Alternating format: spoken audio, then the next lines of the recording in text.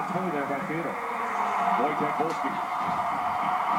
points in his last 6 games. He is the second shooter for the Florida Panthers. With speed, and look at a poke check by Devin Dubnyk. As he goes, Johnny Bauer. I love this poke check from Devin Dubnyk. He's a big body, and he's pretty quick, and he has a long stick. Get it out there.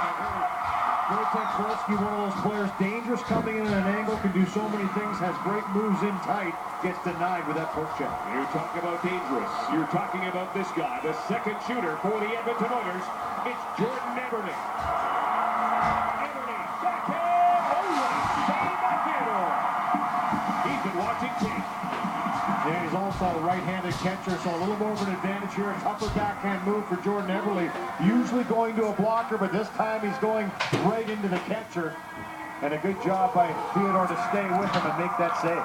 Dmitry Kulikov is the third shooter for the Florida Panthers in a shootout that awaits its first goal. Kulikov, backhand, he missed. We saw Kulikov ring it off the bar in that third period with a quick shot that didn't look like he was even in a shooting position. This time he elects to go to the backhand and just rolls off the end of his stick and misses the net wide. So showing a little different move there. Alex Hemsky, 5 points in his last 3 games coming into this one. He could win the game right here. Hemsky for the win. Hemsky stopped by Jose Theodore. We continue to the 4th round.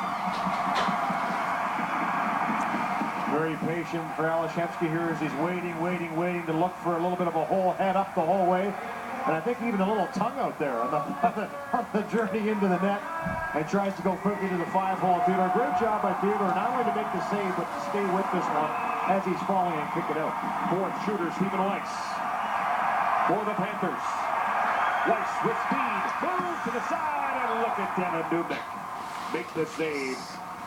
And we roll on. Everybody has a different approach to this, and Stephen Weiss wants to come in fast. He takes him real wide here, trying to get Dubnyk to flare that pad down and extend himself. Good job on that push-off by Dubnyk to keep his body in the way of that shot and make that save. The game now in the hands of Nugent Hopkins. Backhand scores. He did it. Ryan Nugent Hopkins wins this game for the Oilers in the shootout. Woo!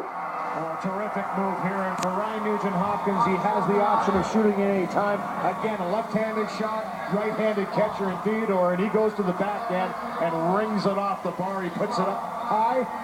No chance there for Theodore. And Ryan Nugent Hopkins, who ties Gabriel Landeskog to the lead in rookies in points with an assist tonight, seals the deal with the shootout winner. And the Oilers win their 5th game of the shootout and 30th game of the year, as they split the proceedings of the back-to-back games here in Florida.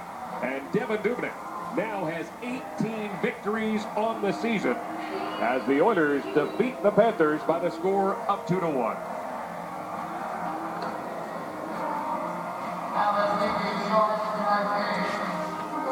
Tell us Oilers hockey on Sportsnet.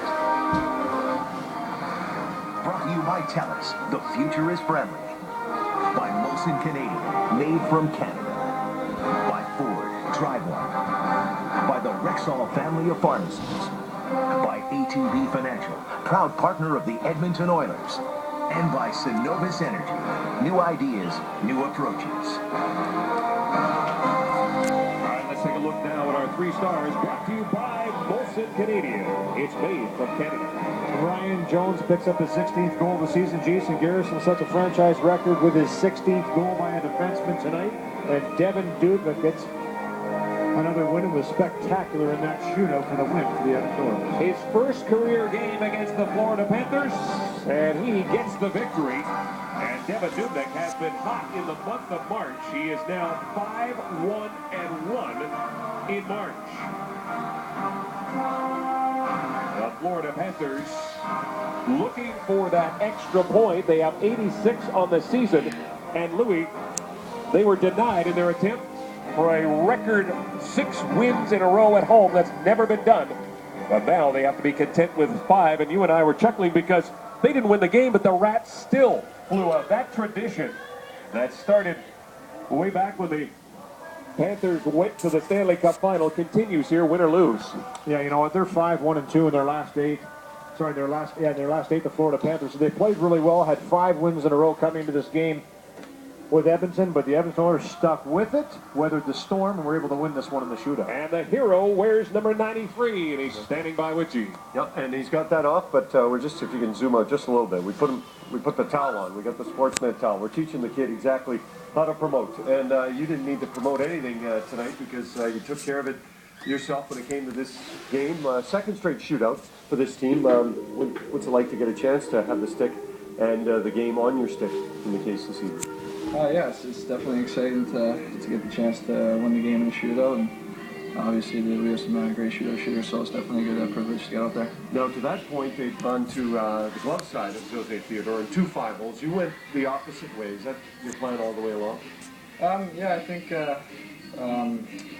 he's southpaw, so it's a little bit different, so I just tried to change it up a little bit, and in junior I like to do that move too, so it's just something I just saw it was open when I went down there, so I just tried it out. What's it like to kind of work your way through the shootout and getting opportunities like this with points on the line for your team?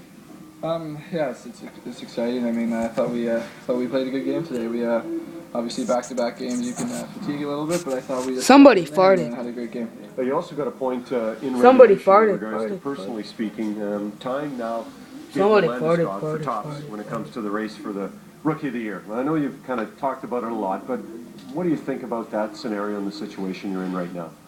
Well, I mean, it's exciting just to be up there, and obviously Gabriel and Adam are both great players, so I mean, it's be interesting to see what happens, but I think for right now, I think all 3 of us are just focused on what's going on with our teams. When you look at you and this team as the games wind down, what's the most important thing that you'd like to do or prove or show even to yourself when it comes to finishing up this first full season of yours in the NHL? Well, for me personally, I think a big thing for me is face-offs. I definitely want to be more consistent in the face-off circle, and I want to get a lot better and a lot stronger. So I think this last 8 games will be a good indication of how it's going to start out for me next year. During the game, we mentioned your first time to Florida. What'd you think of the sun? I don't know if you got anywhere near a beach or what it was like for you. Yeah, it's definitely a nice place to be. I mean, we got the day off, so I got to spend a little bit of time out in the sun, so that was definitely a good experience. Ryan, thanks for this and congratulations on the night. All right, thanks. Well, sunny times for the Edmonton Oilers after the kid came through on the part of Edmonton, allowing the Edmonton Oilers to get to 30 wins. First time they have reached that total since they had 38 back in 2008, 2009. Also, if you're wondering about numbers, 12 road wins on the season, which ties the total that they had all of last year. So Edmonton gets a split in Florida, losing in 1 shootout, winning in another, and have now racked up 3 straight wins against the Panthers when it comes to shootout scenario. Some say the major leagues are showtime, where lights are brighter.